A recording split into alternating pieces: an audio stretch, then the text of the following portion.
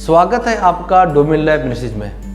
मैं हूं पास्टर सुजीत कुमार उके और आज का विषय है वचन बीज है।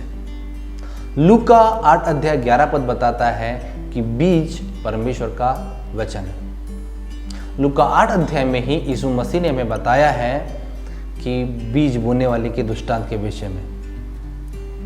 तो लूका 8 अध्याय 11 पद यह बताता है कि परमेश्वर का वचन क्या है? बीज है। ये बीज हम में कार्य कैसे करता है? यूहन्ना 15 अध्याय 7 पद कहता है, यदि तुम मेरे वचन में बने रहोगे और जो कुछ मांगोगे तुम्हारे लिए हो जाएगा। ये वचन ये हमें बताता है कि जो कुछ हम प्रार्थना में परमेश्वर से मांगते हैं, वो प्रार्थना में मांगने से लिए हमें क्या मदद करता है? परमेश्वर का वचन। तो यूहन्ना 15 अध्याय 7 पद ही ये तो बताता है कि यदि परमेश्वर का वचन तुम में बना रहे तो जो कुछ तुम मांगोगे तुम्हारे लिए हो जाएगा।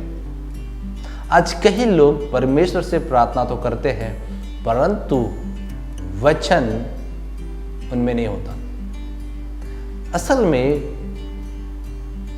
जिस तरह से बीज नहीं तो फसल नहीं, उसी तरह से वचन नहीं तो हमारे पास प्रार्थना का उत्तर नहीं।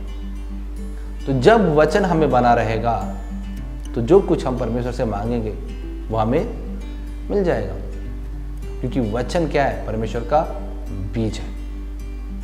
इफिसियों 6 अध्याय उसका 17 पद कहता है, यही वचन आत्मा की तलवार है, जो आत्मिक, जो संसार है, जो शारीरिक आंखों से हमें दिखाई नहीं देती, ऐसे शत्रु से सामना करने के लिए यही वचन हमारे क्या बनता है? आत्मा की तलवार। तो ये वचन जो बीज है, जो हम पवित्र शास्त्र से पढ़ते अपने भीतर रखते हैं, यही वचन एक दिन हमारे लिए तलवार के काम आता है। याद है आपको लूका 4 अध्याय में कैसे यीशु मसीह ने शैतान के सारे सवालों का सामना किया? यीशु मसीह ने कैसे परीक्षा में सफलता प्राप्त की? वचन से, क्योंकि वचन बीज के रूप में उनमें बढ़ते जा रहा था। और एक वचन हम जैसे देखते मत्ती उसका 7 अध्याय 24 और 25 पद, वहाँ कहा गया है कि मूर्ख व्यक्ति ने अपना घर बालू पर बनाया और बुद्धिमान व्यक्ति ने अपना घर चट्टान पर बनाया। और ये चट्टान और कोई नहीं, परमेश्वर का वचन है। तो देखिए कैसे वचन का जो बीज है, जो परमेश्वर का शब्द है, ये कैसे कार्य करता है। ये तलवार के रूप में भी हमारी क्या कर रहा है? रक्षा कर रहा है। ये चट्टान के रूप में हम में सामर्थ्य है। परमेश्वर का वचन हम में सामर्थ्य है।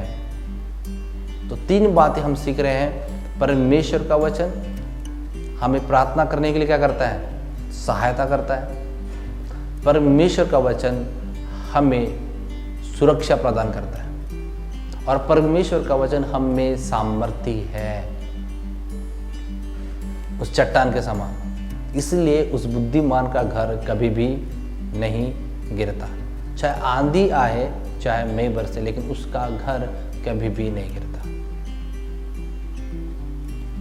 क्या आप वचन को बीज के रूप में देख रहे हैं? स्वयं यीशु मसीह उदाहरण में कहते हैं लूका 8 अध्याय 11 पद में कि वचन परमेश्वर का क्या है?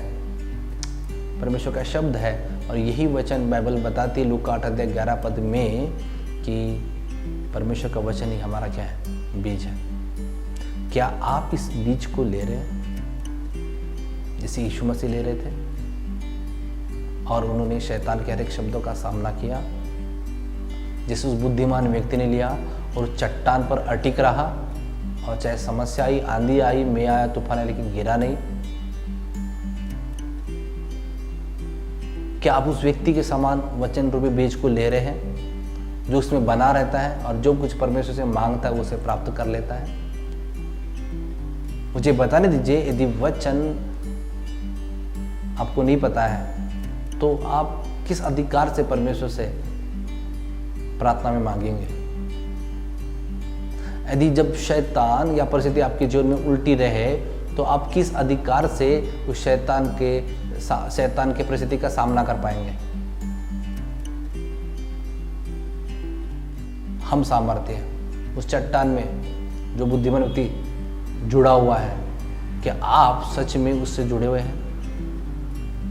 तो दोस्तों, इस प्रकाशन को कभी ना भूलें अपने दिल में। और इसीलिए यीशु मसीह ने अपने दुष्टांत में कहा है, कुछ बीज रास्ते में गिर गए, कुछ झाड़ियों में, कुछ पथरीली भूमि में और कुछ अच्छी भूमि में।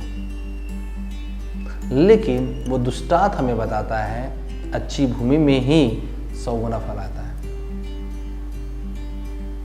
परंतु एक जगह यीशु मसीह ऐसे भी कहते, कहीं 30 गुना, कहीं 60 गुना और कहीं 100 गुना। ये निर्भर करता है कि आपका हृदय किस प्रकार की जमीन है, आप कितने कैपेबल है। रास्ते की तो बीज चुग लिए चिड़ियों ने, झाड़ियों में अधिक बढ़ नहीं पाए, और जो पथरीली भूमि पे लगे थे वो सूरज की रोशनी से यूं ही मुरझा गए और मर गए। आपके जीवन में क्या आप परमेश्वर के बीज को प्राप्त कर रहे हैं? और कोई उसे चुरा तो नहीं रहा है? ये आपकी जिम्मेदारी कि आप उसकी रक्षा भी करें, ये आपकी जिम्मेदारी कि आप उसमें बने रहें। मैं आशा करता हूं कि आप छोटे से प्रचार से आशीषित हुए होंगे कि वचन बीज है और बीज परमेश्वर का वचन ही है। God bless you.